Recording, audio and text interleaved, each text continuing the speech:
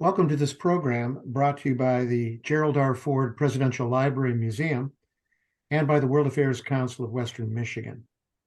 I'm Michael Van Denen. I am the Executive Director of the World Affairs Council, and on behalf of my colleagues Erica Kubik and Rachel Brooks and the Board of Directors of the Council, we express our gratitude for your interest in global engagement. Council's mission is to empower the people and organizations of West Michigan to engage thoughtfully with the world. And you can learn more about what we do at worldmichigan.org. We also thank our program partners, the Gerald R. Ford Presidential Foundation and the Hauenstein Center for Presidential Studies at Grand Valley State University. This program, featuring Russian journalist Mikhail Zygar, author of the new book, War and Punishment, Putin, Zelensky, and the Path to Russia's Invasion of Ukraine. We will be led by our friend and global educator, Joel Westfall, the Deputy Director of the Gerald R. Ford Presidential Museum. Joel, we're grateful to you for your coordination of this program, and I turn to you to introduce our special guest and get things started.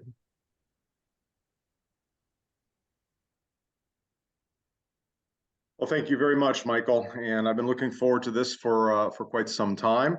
First of all, let me begin by first, a little housekeeping. After the questions that I'll be asking Mikhail, there will be a Q&A session afterwards. If you have any questions for Mikhail, please use what is called the Q&A feature, and you can submit your questions at any time during the beginning phase of the lecture.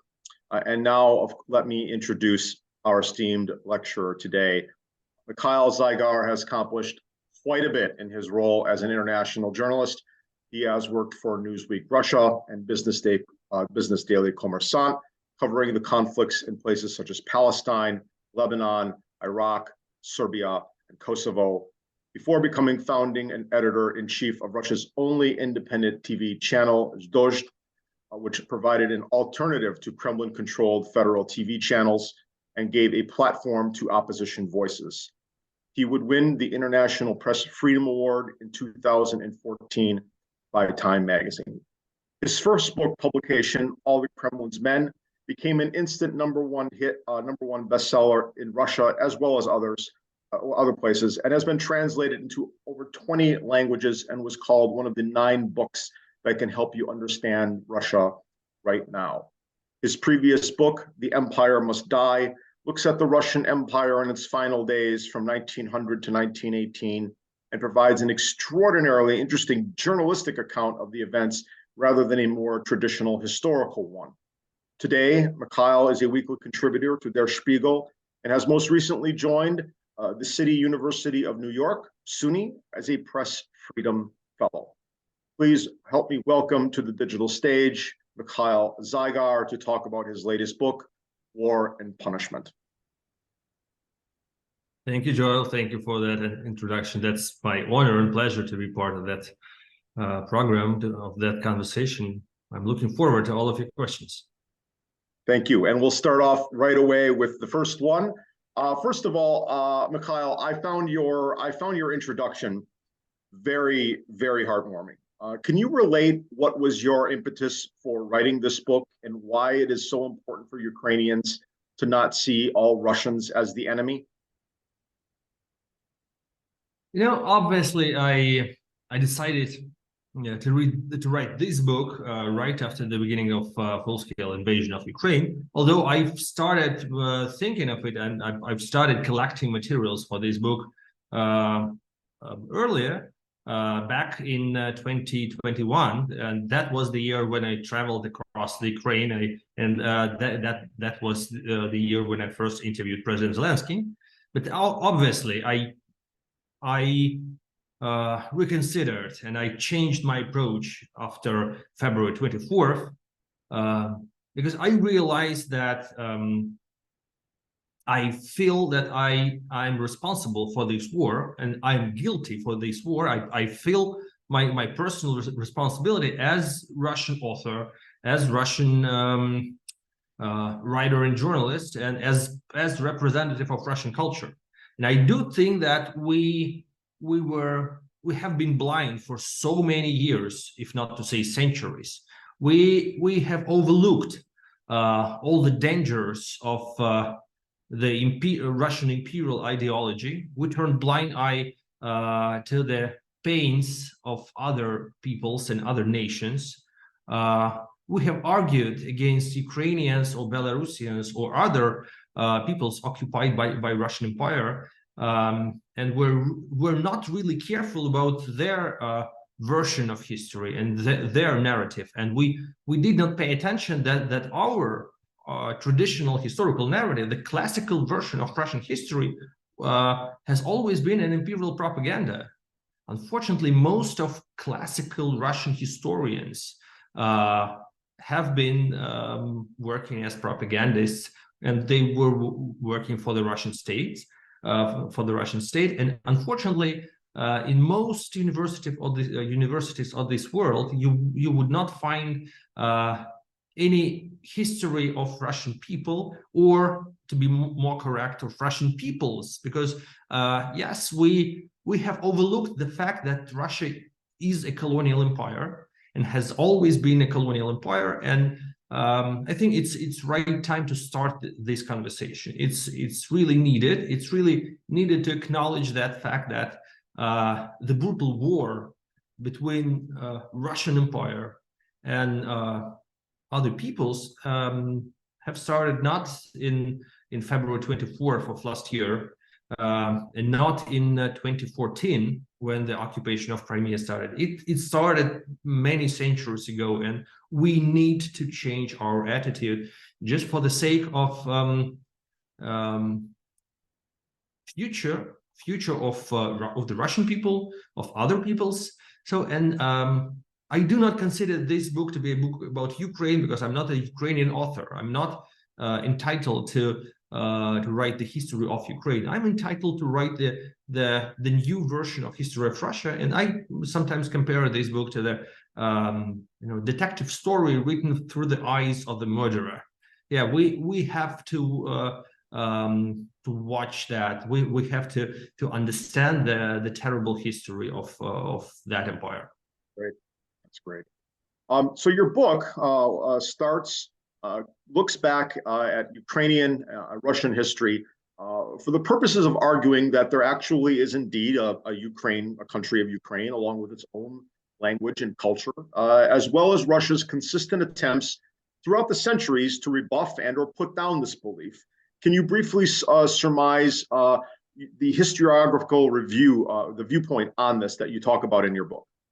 Yeah, sure. My idea is that actually we know quite little about what was really happening, but our approach consists of historical myths, and I have 7 most important historical myths about Ukrainian history, or about history of Russian oppression of Ukraine, and all those myths are still alive. Lots of Russians believe in all those myths, including President Putin, and he is always using those myths, trying to justify his brutal aggression. The first of them is so-called reunification of Russia and Ukraine that happened in 17th century. So that's when that history began. Actually, Ukraine was probably, it's fair to say, occupied by Russians back in 17th century only. Initially, that was a contract signed by Ukrainian Cossacks and Russian Tsar, but both sides understood that contract very differently, because Russian Tsar has never signed any contracts with other peoples or with other organizations, unlike Ukrainian Cossacks, which were very active. Probably they if they were living now, we might have called them private army, and they offered their service to different governments, including, for example, they fought during the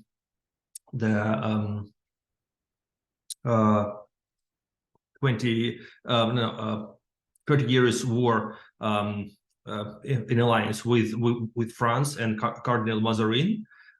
So they frequently sign contracts with other governments. That's why they signed an alliance with Russian Tsar. But he considered that that was some kind of pledge of loyalty, and that was the beginning of the troubled relationships between Moscow Crown and Cossacks. Another important myth is myth of so-called Ukrainian betrayal. The history of Russian Emperor Peter I and Ukrainian hetman Ivan Mazepa, who decided to break an alliance with the Russian emperor, and who decided to switch sides and to make a new alliance with Swedish emperor, because he felt that the policy of Russian Tsar was anti-Ukrainian.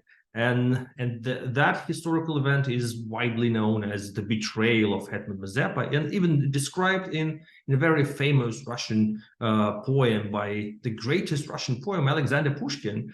Poltava is one of the famous poems that is included in every Russian literature textbook in Russia, although it's a totally propagandist and anti-Ukrainian poem.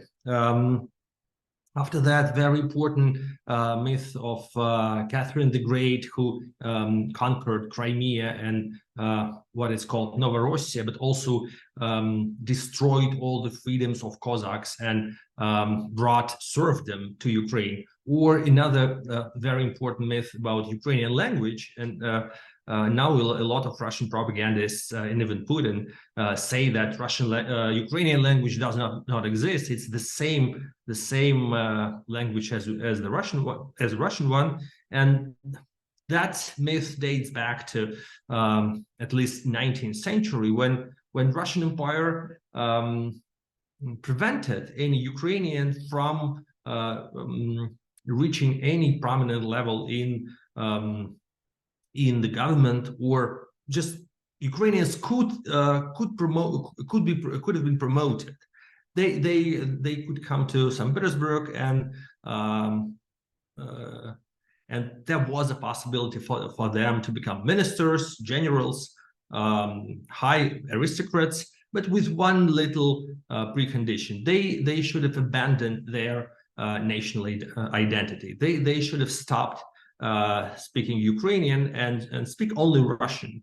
And probably many of you have heard about Nikolai Gogol, the great Russian writer, who is the very interesting, thrilling example of that national tragedy, because Nikolai Gogol was Ukrainian, his mother tongue was Ukrainian, but he, when coming to St. Petersburg, he realized that he could not reach any kind of popularity if he was writing in Ukrainian. So that's why he deliberately started writing all of his novels and tales in Russian.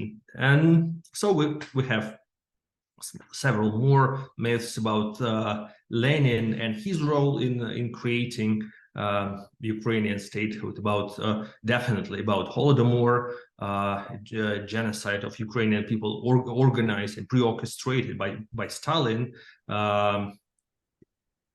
Russian propagandists today usually say that nothing specific happened with Ukrainians. Yes, all peoples in Russia or in Kazakhstan or in Ukraine really suffered a lot during Stalin, but that's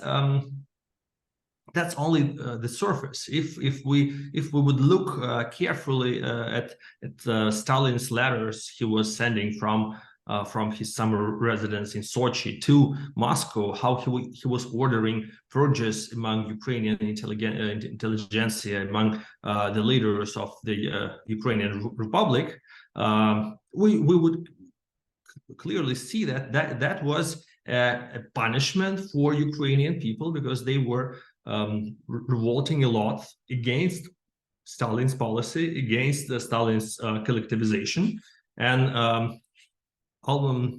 simultaneously, together with the great famine, with that great tragedy of Ukrainian people, there was another tragedy, so-called executed renaissance of Ukrainian culture.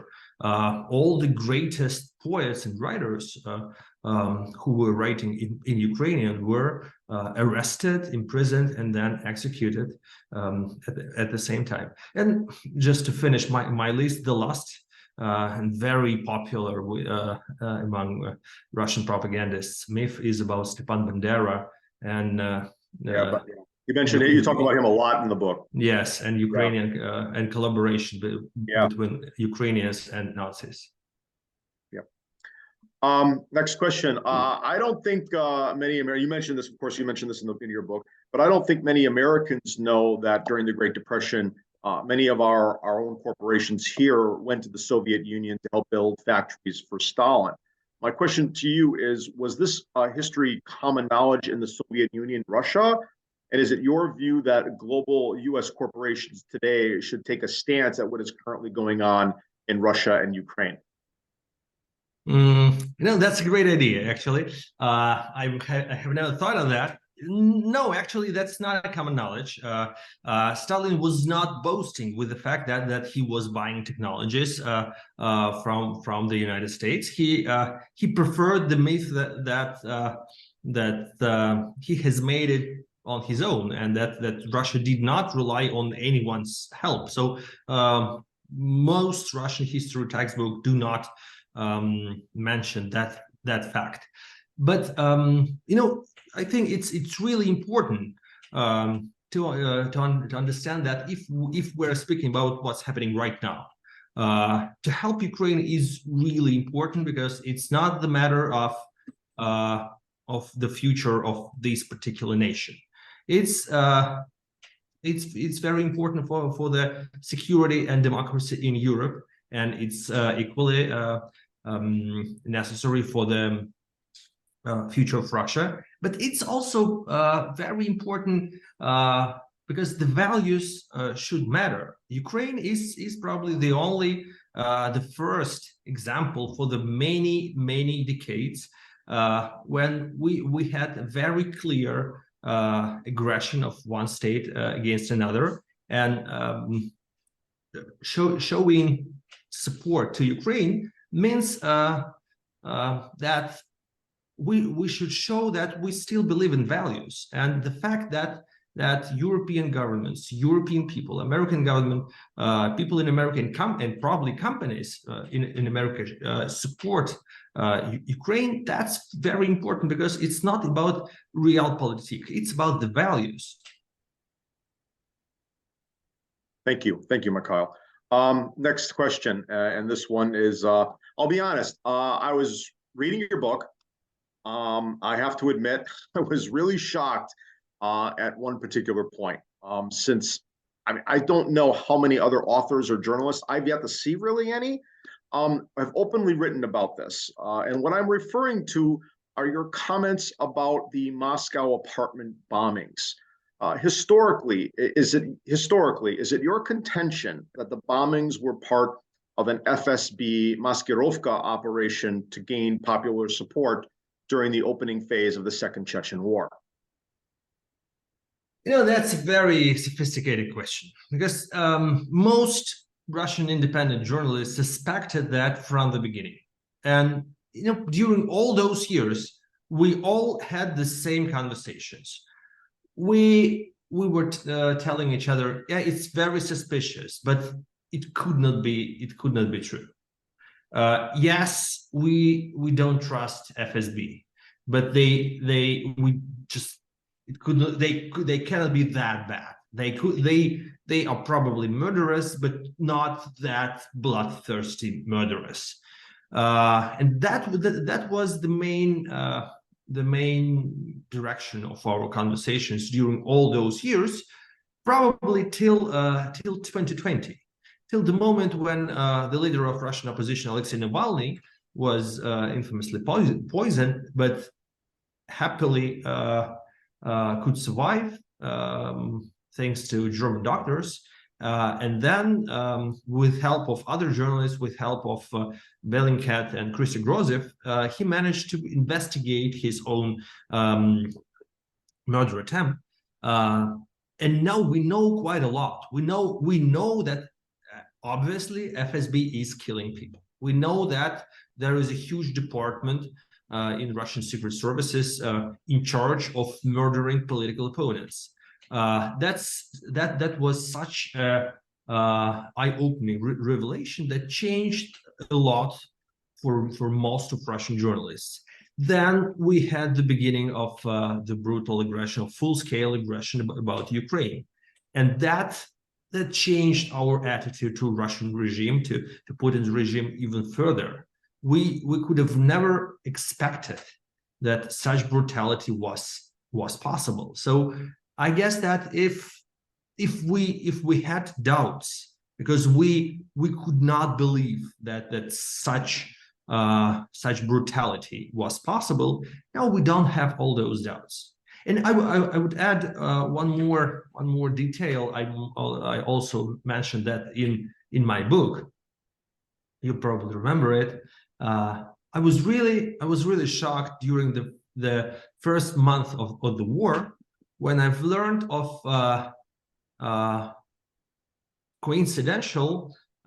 three coincidental deaths of three prominent post-Soviet politicians, three personalities who made the greatest contribution for the collapse of Soviet Union. Three people who made Belovezha Accords died during 1 week. Former first president of Ukraine, Leonid Kravchuk, then former head of Belarusian parliament, Sviatoslav Shushkevich, and then the author of those accords, former Secretary of State of Russia, Gennady Burbulis. They all died almost simultaneously during the first month of the war. And that was a very tragic and very weird coincidence. But I will tell you more. I knew Gennady Burbulis very well, because during the last 5 years, I've been writing a book about the collapse of Soviet Union, and I've been interviewing him frequently. I met him at least 2 times a week. I knew that man very well.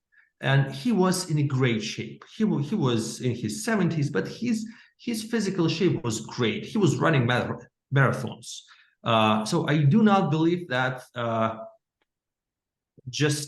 so everything can happen with elderly people, but I do not believe in such a coincidence when three most fierce enemies of Soviet Union die simultaneously during the war that in point of view of Vladimir Putin and FSB is a war that should symbolically restore Soviet Union.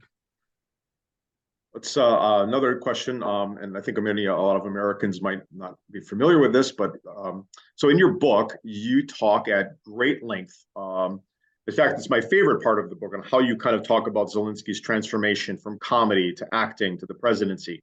For those in the United States, can you briefly explain the Kavayan system, which I think has absolutely no analogy in the United States? And my wife Tatiana described it to me as kind of a sarcasm on steroids, comedy team style routines, in which team is the most sarcastic wins. Yeah, it was really hard for me to try to explain that in the book, but I found it really important because I needed to show the evolution of Vladimir Zelensky as a person, and at the same time the evolution of the humor. What kind of humor was acceptable 20 years ago, and what about now? I would say that KVN, that's the name of the show, is some kind of a mixture of American college basketball league, Saturday Night Live, and The Voice. So imagine that there is a league, and every university in your country has a team, but they do not play basketball. They write sketches for Saturday Night Live, and once a month they come to the stage, and that's a TV show, and they show their sketches one after another, and there is some kind of jury like in The Voice, and those people are judging them, and the team that is more funny, more sarcastic, more entertaining wins and goes to another round. And that's like a huge league of several dozens of teams from all across the country. Not only in the beginning of 90s, it was not it was Russian TV show, but the teams that participated were from Ukraine, from Armenia, Azerbaijan, Kazakhstan, Belarus, all the countries of former Soviet Union. So, and yes, Vladimir Zelensky was a star of that TV show. His team was a champion, and that was he even played for two teams, and it's very interesting that for example, it was his own personal choice to stop playing, to stop being a Russian superstar, and to return from Moscow to Kiev. He used to live in Moscow till 2003, 2004, till the moment, several years while he was playing in that TV show, and he was very well known in every Russian household. But then it was his moral choice. It was not because of any political issues. He didn't care about politics that time. He just wanted to come back to Kiev and to work for his people, for Ukrainian television, and that was the choice. And it's very symbolic that his decisions have some right with the political development of Ukraine. So he came approximately the same time as Orange Revolution happened in Ukraine, and that's so. I think his life is a very symbolic. He is a very typical representative of his generation, and it's very important to mention that he is the representative of the first post-Soviet generations of Ukrainian politicians. Because if we have a look at Ukrainian presidents, the two first presidents were Soviet generation. They used to be members of Communist Party. Even more, they were high-ranking members of Communist Party. Then there were several presidents who used to be members of Komsomol, Youth Communist League, and they were also prominent members of that communist organization. And Zelensky is the first person who didn't spend most of his life in Soviet Union, who was young enough to be a member of Komsomol. So most of his life was after the collapse of Soviet Union. So he doesn't share that colonial culture shift. Colonial background, Soviet background, and that's very important because he's not the only one. He's the representative of his society.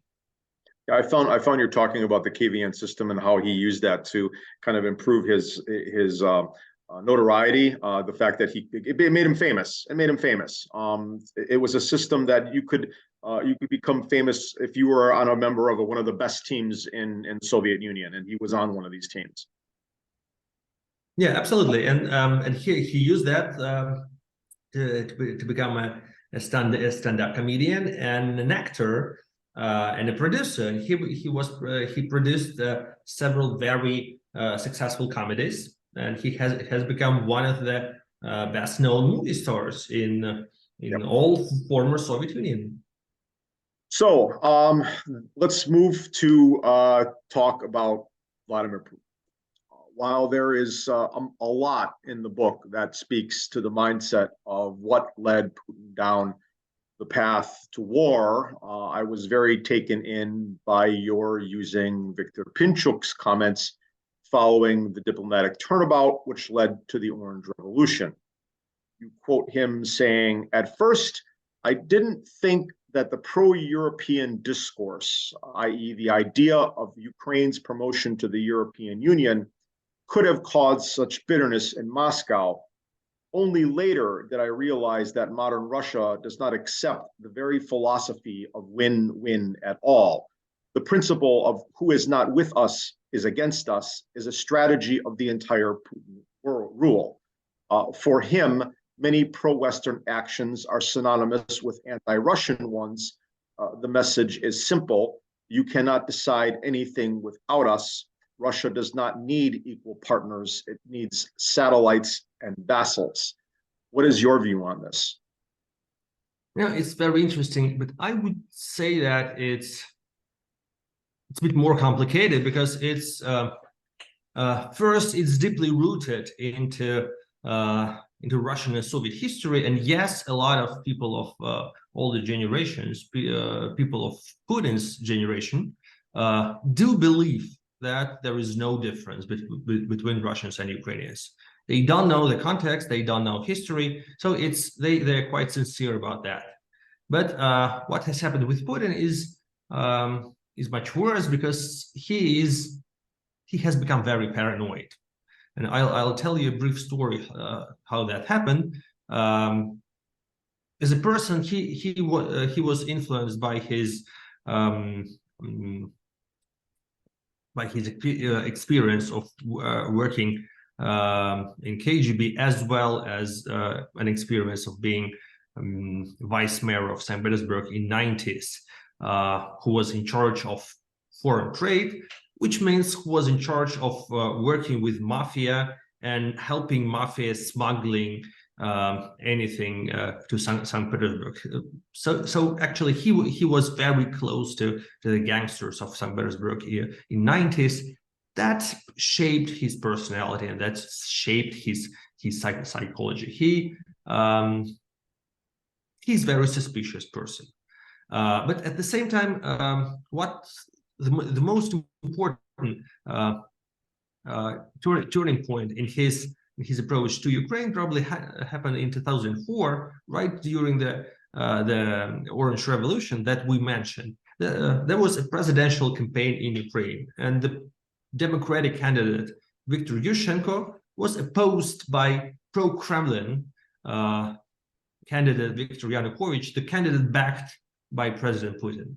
And Putin was so active during that presidential campaign. He was campaigning himself. He was coming to Kiev. He was speaking to the media. He was touring in Ukraine. So he acted as that was his own election. And then he spent a lot of money on Russian spin doctors who were sent to Ukraine to help to run that campaign. And I remember perfectly well the moment that was in the beginning of November 2004. That was the day when the presidential election happened in the United States. George W. Bush against John Kerry, and there was a reception in the residence of American ambassador in Moscow, and I was there. And all Russian political scientists, all prominent Russian political scientists, including almost all of them, had to be in Kiev that day because they were working for Ukrainian presidential election at that very time. But there was a little holiday break for them between the first round and the runoff.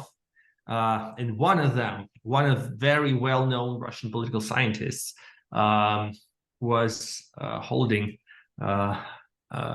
whiskey in his hand, and he was laughing and ironically saying, "What can we say about American democracy?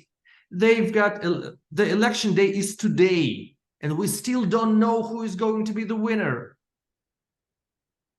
In our elections," he meant Ukrainian, "the situation is much better. The runoff is only in a week, but we already know that our candidate is going to win.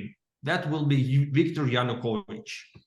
They were 100% sure that their candidate is going to win, and that was what they were reporting to Putin. Putin was 100% sure that his candidate was winning, but everything went wrong.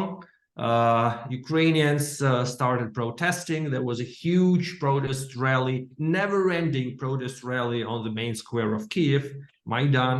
And as a result of that public outrage against electoral fraud, Democratic candidate Viktor Yushchenko was proclaimed a winner. And all those technologists, all those spin doctors could not report to Putin that they failed, that they were just incompetent. They have stolen all the money allocated to that electoral campaign. They were completely ineffective and were lying to him all the time. So they had to invent a theory. They reported that they did everything right, but Americans did more, and Americans paid much more.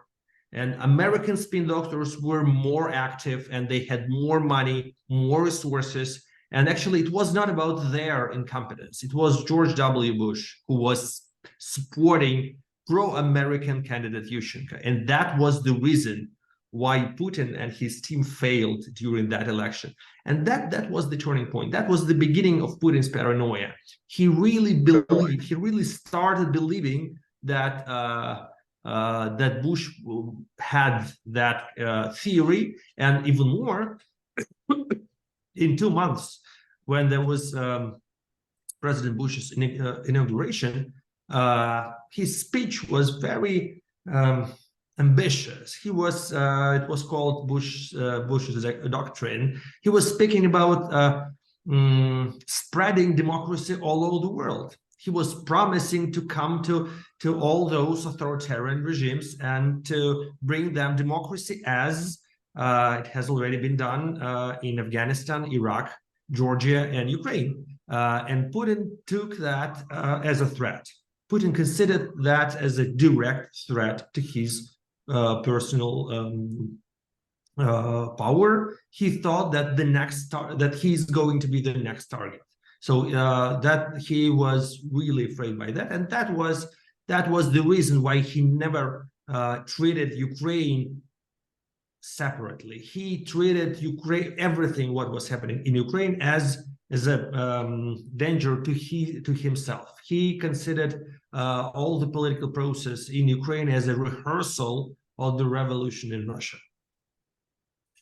So great transition. Just really quickly, you do cover this quite a bit in your book, and quite extensively. You were there during the Orange Revolution in person on the Maidan. What was it like for you to experience that as a journalist, and as well as someone who was just in the crowd? I had quite a long experience as a war correspondent. I worked in lots of different places in Iraq, in Sudan, in Lebanon. I had to cover a lot of different revolutions in different countries, and a lot of terrible things, a lot of massacres. I had to investigate political murders. So being in Kiev in 2004 was probably one of the happiest assignments I had in my life, because the victory of Orange Revolution was a total happiness. That meant that everything is not in vain, that actually values matter, that people matter, that the corrupted officials can win, and they can threaten, they can put pressure, but their capacity is limited. So, and there is one moment when enough is enough, and democracy can win. And definitely all of us, all of Russian citizens, all of Russian journalists were thinking in the same way. We were thinking that we should be the next, that we started dreaming of some kind of the revolution happening in Russia. And in 8 years, when I was working as editor-in-chief of Russia's only independent news TV channel, and the protest rallies started in Russia, and we were the first TV channel to start covering them, and we helped all those protest rallies to happen, because our audience watched that the protest rallies were possible, and they were not suppressed by the police, and they are so massive that the authorities just don't know how to suppress them and what to do with them. They have to tolerate them, and then every next protest rally was bigger and bigger. I had the same feeling all during those months. I had the same feeling. I was 100% sure that we were prevailing. I was sure that Putin's dictatorship was doomed, and he had to go within months or at least years. But actually, I was naive to make that conclusion. Well, you also discuss many of the very popular Soviet dissidents in your book: Solzhenitsyn, Brodsky, Sakharov, Vasil Stus. Is there a comparison to the dissidents of the Soviet Union of the 60s, 70s, and 80s to today's dissidents like Maria Alekina, Kasparov, Navalny? What do they face in comparison to what those in the Soviet Union faced? I think there is a very important difference, because dissidents of the Soviet Union, they had no hope. They had no hope at all. They knew that their ultimate goal was to sacrifice. So they could not dream of struggling for power. They were not politicians. They knew that they had to die, and probably it would be an inspiration for someone.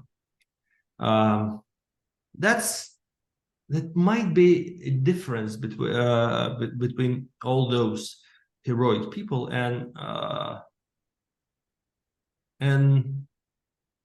the dissidents who were active in Russia during the last decade, because still in Russia there was hope.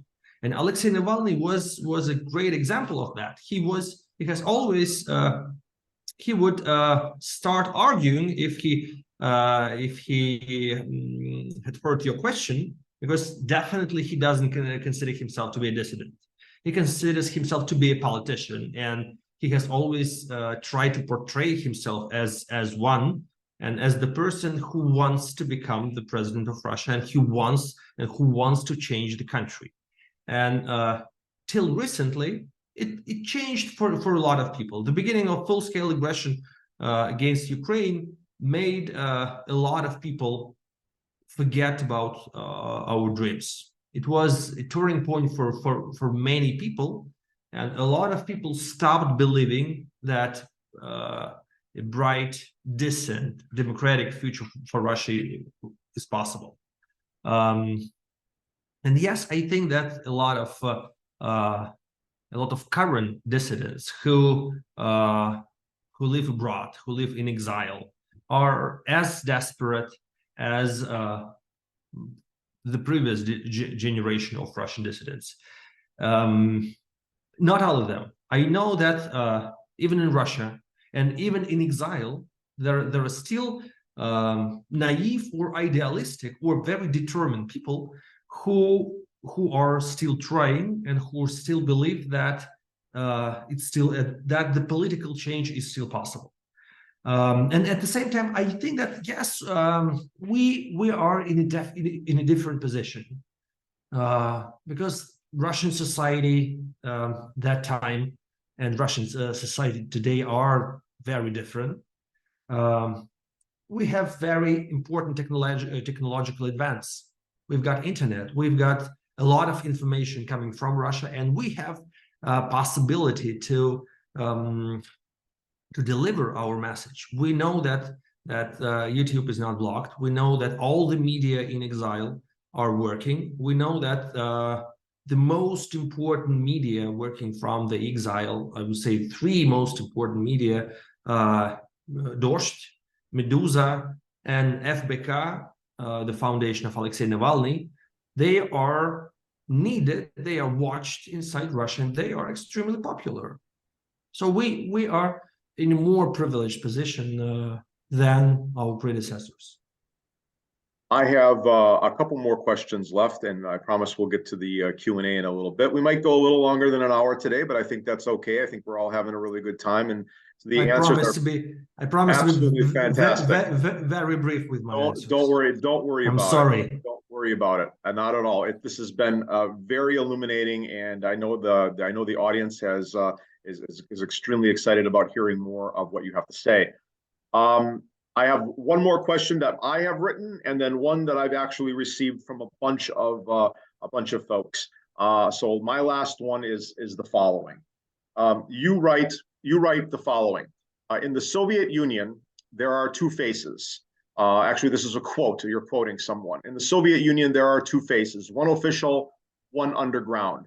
There is the Communist Party, propaganda, mass holidays celebrated by citizens who pretend to believe in communism and a brighter future, while in reality, they chase after scarce items of food or imported clothes and dream of, and in quote here, living like in the West. What do Russians dream of now? No, it's very sad question, because yes, Russia has become 100% capitalist country. Russia has become probably one of the most capitalist countries in the world, and now Russians have all of the mentioned above.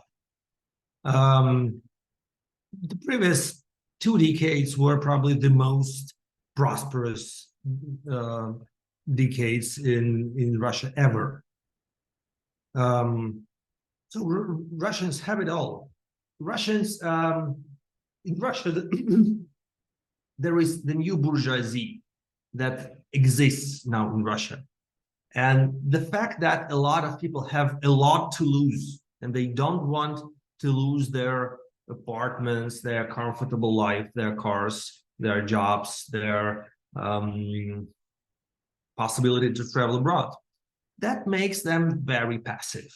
You know that 100 years ago, even more, Lenin used to say that the working class has nothing to lose except for their chains, and that's why the revolution was inevitable. Now, any kind of uprising against Putin is inevitable because everyone has a lot to lose. People know what's at stake. They know that they have just tasted that flavor of rich life. A lot of people. I'm not speaking about the elite in Moscow.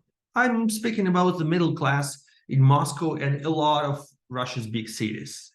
A lot of people are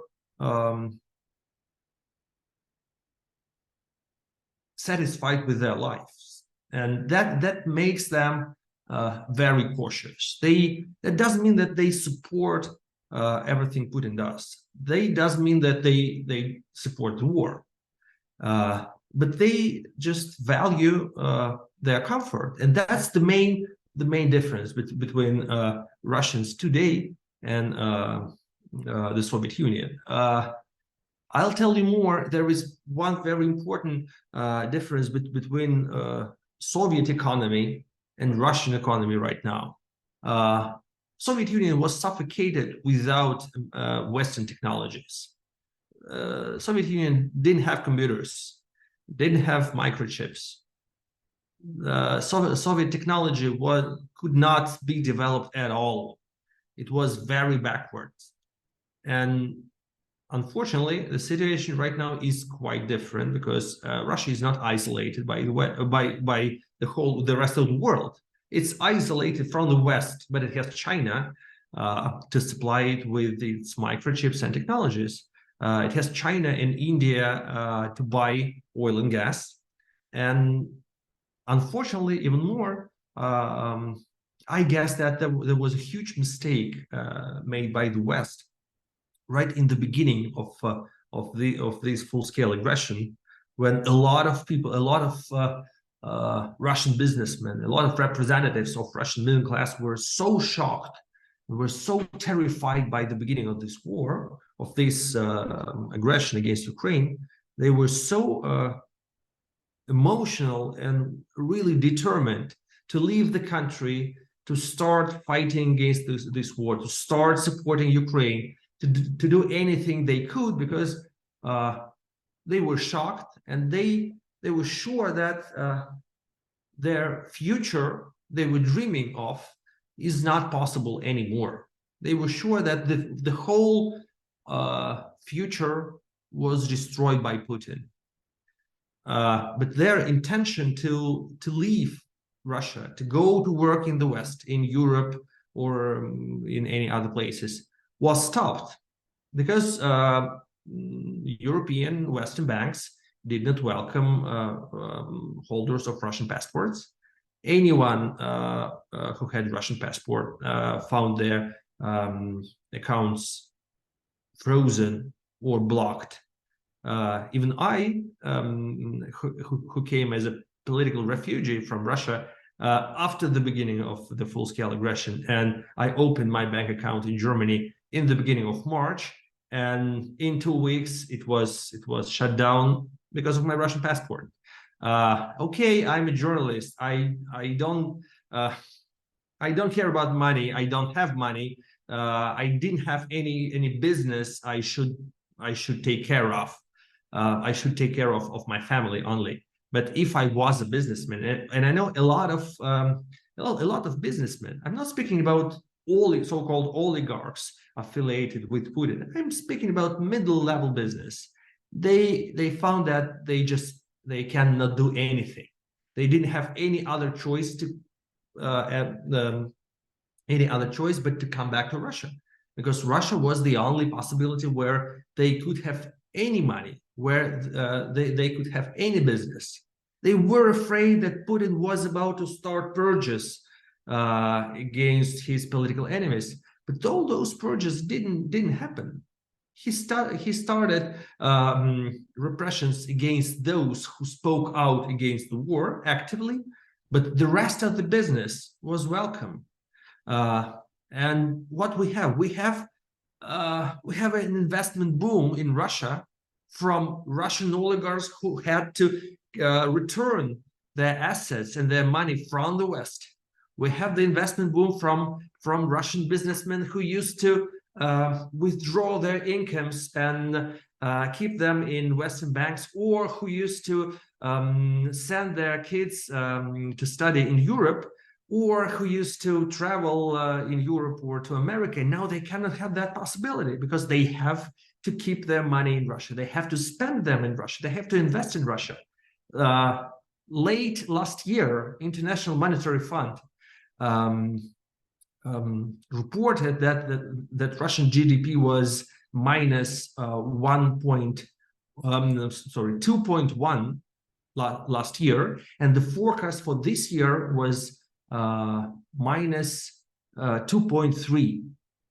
Then in January it changed its estimate, and in January IMF predicted that the growth of Russian economy would be 0.3. Then in April they changed it for 0.7. In June they changed it for 1.5. In October they changed it for 2.1 or 2.3. So now we have growth. Yeah, we have growth in Russia, and that's a huge present to President Putin. No one was expecting last year, because everyone was really sure that Russian economy was going to collapse. I'm sorry for such a long answer. No, not at all. So this question here, I have been asked to ask this from quite a few patrons and friends, and that is I have to ask. I have had many requests. Has the start of the war in Ukraine affected the state of the LGBTQ plus community in Russia today? Is it the same, or is it worse? I know quite a lot about the LGBT community because I'm a representative of it, and I married my longtime partner last October. When we left Russia, we did it in Portugal, because that was absolutely impossible while we lived in Russia, as it's outlawed in Russia. It's not legal. And that was the moment when I had a possibility to check the real level of homophobia in Russia, because we made it public. We posted the news about our wedding in our social media, and it has become a very important news on all Russian propagandist TV channels. All the worst propagandist TV shows were discussing our marriage for a week at least. We were called Satanists by Dmitry Kiselov, the worst Putin's propagandist. We were cursed by Nikita Mikhalkov, the infamous filmmaker, once Oscar-winning filmmaker, but now he's completely crazy. And so we were expecting that we had to be cursed by the population of Russia, because actually it was some kind of the first public same-sex marriage of public people, of well-known people. But what we had in reality was quite the contrary. We were expecting a wave of hatred, but we received tens of thousands of personal messages on our social media, on Instagram, on Facebook, and 99% were warmest wishes, were people thanking us for being brave and for being an inspiration. People were really nice. They were really sincere. We received a lot of messages from representatives of LGBTQ community, as well as from straight men and women. It was and it was the moment when I realized that the stereotype of the homophobic Russia is exaggerated, because we have very homophobic political establishment. We have very homophobic Soviet generation of those people who surround Putin, and they're trying to play with it. They're trying to exaggerate this. They were sometimes they are making that for not even for domestic consumption, but for the international consumption. For example, this year, unexpectedly, Russian Parliament voted for the new law that outlawed transgender people, and that was really surprising act, because no one cares, unfortunately, in Russia about transgender people. That's not something that is widely discussed. That's not in an everyday agenda. If it's in any kind of agenda, but it's here in America. America is the only place where I hear the slogan "Trans Lives Matter." So when Russian Parliament voted for that law, that was only a message sent to America. That was a message sent to American far right to show that, look, there are some traditional values kept in this country. We are your potential allies. It's a hypocrisy. It's Putin's political hypocrisy, but that's how he that's how he plays. That's the impression he wants to produce. Very interesting. Okay, now to the questions. I've got only have a couple of them. Thank you for those who put the questions in. The first one comes from Jennifer. She writes, I am currently living in Slovenia and have found some people who see the war as more of an American aggression, or not even a war, or that Russia is not the only party at fault. She's asking for any suggestions on talking points to counter them. These are my family and coworkers, so I need to be diplomatic. Great question. Thank you, Jennifer. Yeah, it's really complicated, because that's the turn of Russian propaganda. In the beginning, Putin claimed that there are Nazis in Ukraine, and that's why Ukraine needs to be denazified. But that message did not work, apparently, for the Russian audience, so they had to adjust it from the beginning. So they changed the message. And as Russian army was defeated from the beginning of the war in March and April next to Kiev, they changed the enemy. They stopped saying that they were fighting against Ukrainians. They started saying that they are fighting against Americans. That's actually the existential war between Russians and the West and NATO, and that's only a proxy war. And Ukrainians are used as puppets by Americans. That's the narrative RT, Putin, Russian propaganda are spreading. It's really ridiculous. As actually ridiculous is the message that NATO is to blame. That's another part of that narrative, that the real reason for this war, so the war can be justified, they say, because of NATO enlargement. NATO should have never been enlarged, and in this way Putin would be very calm and peaceful and would have never started the war.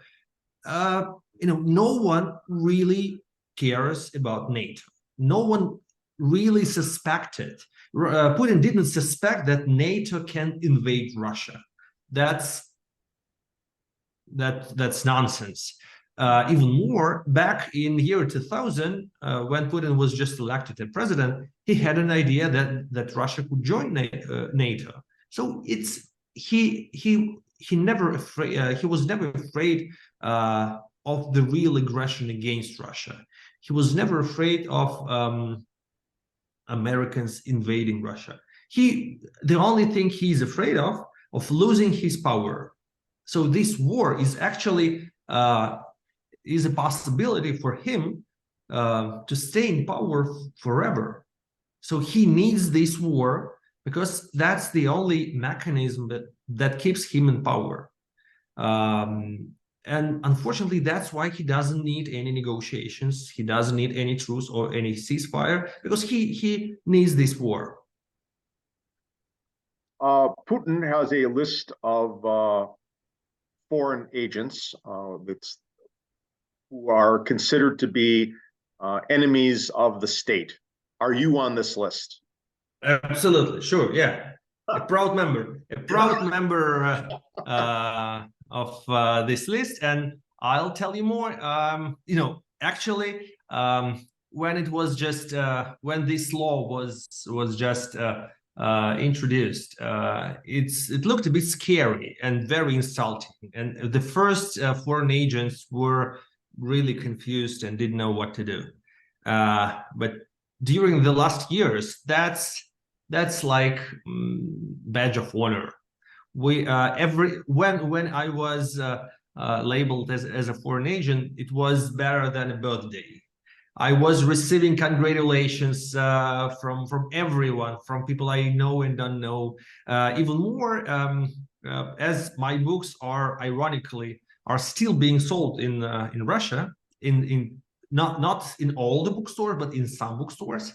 When I was labeled as foreign agent, the bookstores had to add stickers on each book, and usually it was written, "This is a very dangerous book. You should not buy it because it's written by the foreign agent."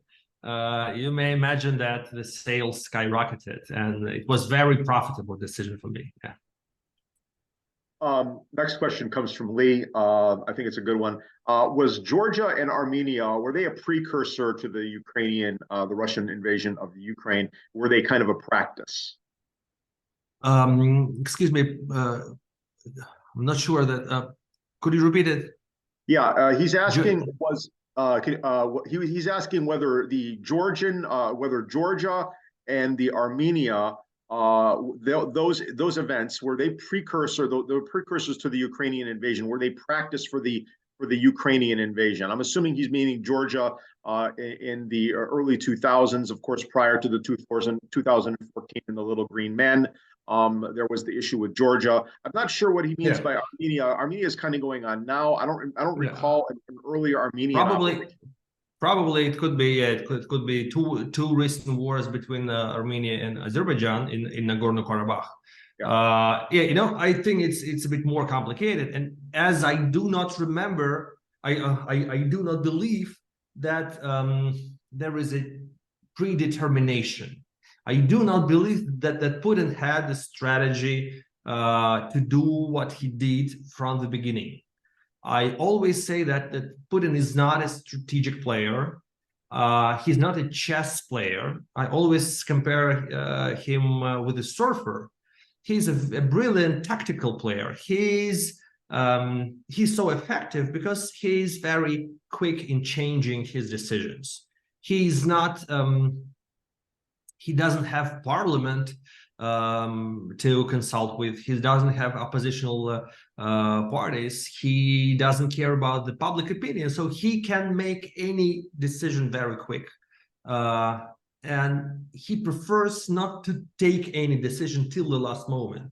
He usually thinks that the time is on his side, and he can wait. And unfortunately, that's the moment. That's what is happening right now. He does believe that the time is on his side right now. He doesn't feel that he is humiliated in Ukraine. He feels that he's not running out of money and out of soldiers, because he's paying a lot to the new soldiers, to the people who live in the most poor and depressive regions of Russia. So he can wait for Western support to Ukraine to fade away. That's his tactics, not strategy. I know that he started preparing for this war, for this exactly that kind of full-scale aggression in the beginning of 2021. I don't think that there was a clear strategy before that. There were different scenarios. But I'm sure that he didn't take that decision till in a year before the aggression. I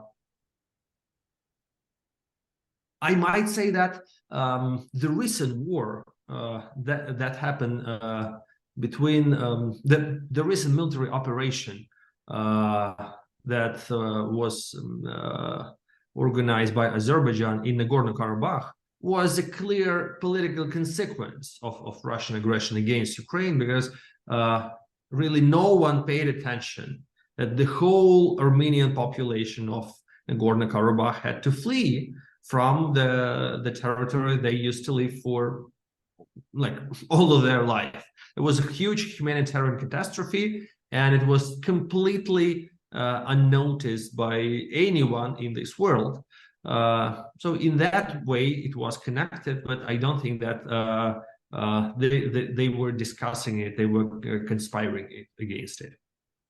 Well, I'd like to thank some of the questions I can. Unfortunately, I can't get to really anymore. I just wanted to ask one last one. Mikhail, what's next for you? What's the next book? No, I have two projects I'm working on simultaneously. I've mentioned that I've started writing a book about the collapse of Soviet Union many years ago, and it's very different from everything you have read about collapse of Soviet Union or you have heard, because I want to write a book that would be not focused on Gorbachev and Yeltsin, that would be not focused on Moscow. I've spent a lot of time traveling to former Soviet republics, interviewed former first presidents or first secretaries of the Communist Party or independence movements leaders. So it would be a very diverse picture from different angles, from the viewpoints from Kiev and Tbilisi and Vilnius and Almaty and Yerevan, and I think it would be very important right now, because what we see right now is the bloody collapse of Soviet Union. We used to think that Soviet Union collapsed peacefully in 1991. You used to thank President Gorbachev for letting it go in such peaceful manner. Unfortunately, it didn't happen that way. And what we have right now is the bloody collapse of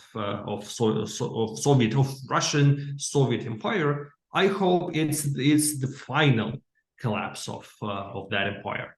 But another project that is inspired by my book War and Punishment, and I know that now it has to become my new mission, and I just, even if I didn't want it, I had to do that. I have to write something like a new history textbook. I have to create another non-imperial narrative of Russian history, not Moscow-centered people's history of Russia. I have to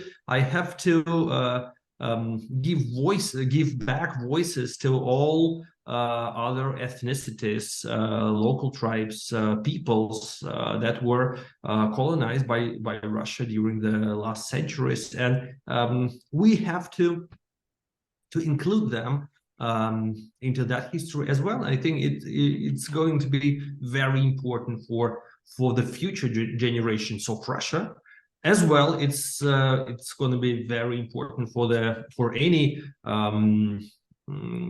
people involved in Russian studies, in Russian history, or who study Russian culture. Well, Mikhail, thank you very much. I appreciate your time. I appreciate you doing this. Michael, take it away. It's all yours. Thank you, Joe. Mikhail, thank you so much for this. Is there can people follow you on social media? How can they stay up with you and the things you're doing from day to day, week to week? Absolutely. What used to be called Twitter and now it's called X is Zygar. It's like my surname with letter O in the end. That's a mixture of Figaro and my surname. For example, yeah, or if you have any ideas, you can always write me on email. It's also very easy. Mikhail, like my name, then dot, then Zygar is my surname, and @gmail.com. Oh, that's fantastic. Thanks. I'm sure after Thank this you. conversation, you will find yourself being followed by. Thank you so much. Okay, I was really honored today to be part of this.